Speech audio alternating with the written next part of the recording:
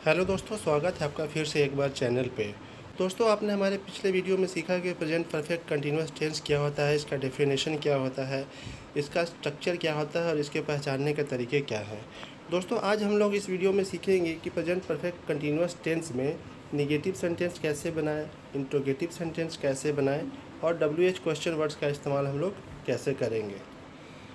तो आइए दोस्तों, आज हम लोग सीखते हैं कि प्रेजेंट परफेक्ट कंटिन्यूअस टेंस में नेगेटिव सेंटेंस कैसे बनाएं। सबसे पहले हम लोग देखेंगे कि प्रेजेंट परफेक्ट कंटिन्यूअस टेंस के नेगेटिव सेंटेंस का स्ट्रक्चर क्या होता है।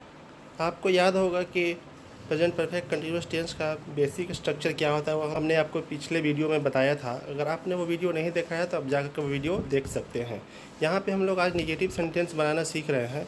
तो हमारा नेगेटिव सेंटेंस का स्ट्रक्चर होगा, हमेशा की तरह हम लोग यहाँ पर भी सब्जेक्ट को सबसे पहले रखेंगे।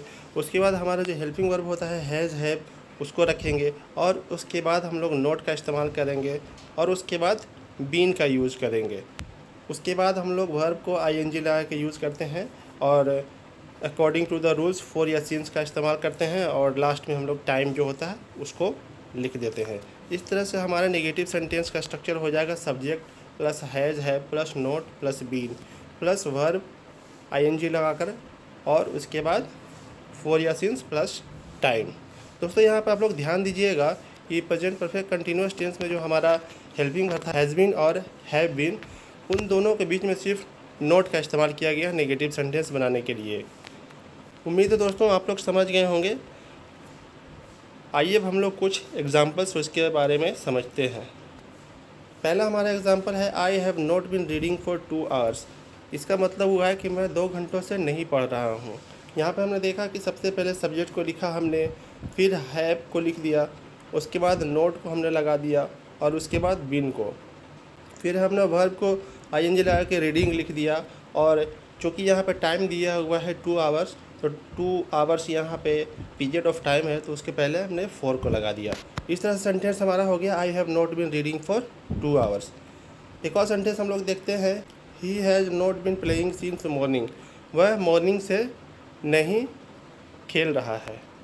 यहाँ पे भी हमने सब्जेक्ट को सबसे पहले रख दिया, उसके बाद सब्जेक्ट के अकॉर्डिंग हैज़ लगा दिया, ही के साथ हैज़ लगता है। उसके बाद हमने नेगेटिव के लिए नोट का इस्तेमाल किया और फिर बीन को लिख दिया। वर्ब को हमने ING लगा के इस्तेमाल किया है और चूँकि यहाँ पे पॉइंट ऑफ टाइम मॉर्निंग दिया हुआ है तो उसके पहले हमने सिंस को लगा दिया।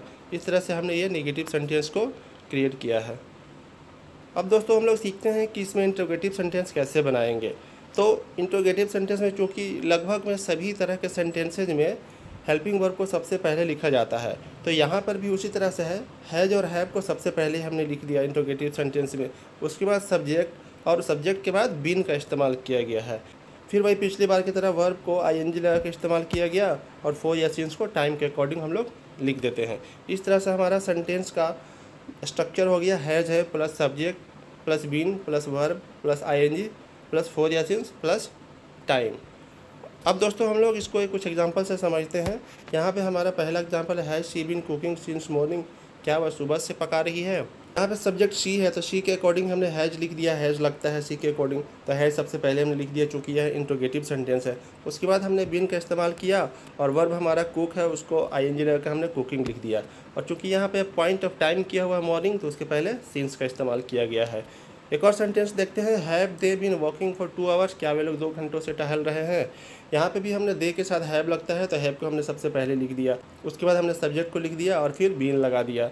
वर्ब को हमने ING लगा कर वॉकिंग के तौर पर इस्तेमाल किया है और चूँकि यहाँ पे पीरियड ऑफ टाइम है 2 आवर्स के बारे में बताया जा रहा है तो उसके पहले 4 लगा दिया। इस तरह से हम लोग इंट्रोगेटिव सेंटेंस बनाते हैं।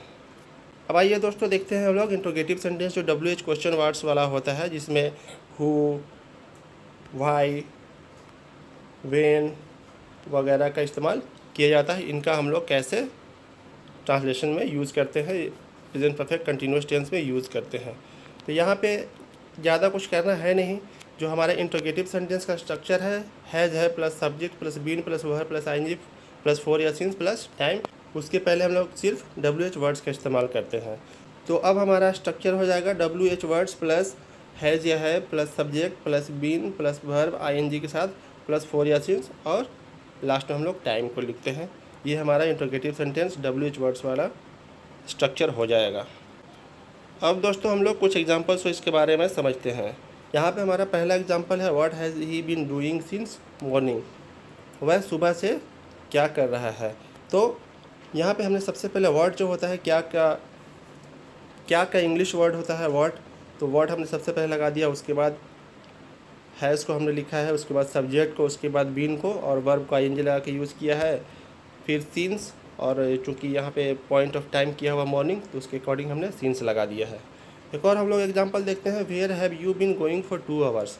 तुम 2 घंटों से कहाँ जा रहे हो।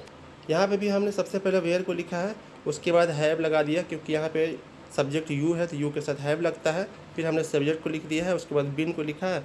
वर्ब को हमने आईएनजी लगा के यूज़ किया है, और पीरियड ऑफ टाइम यहाँ पे 2 आवर्स है तो उसके पहले 4 का इस्तेमाल किया गया है।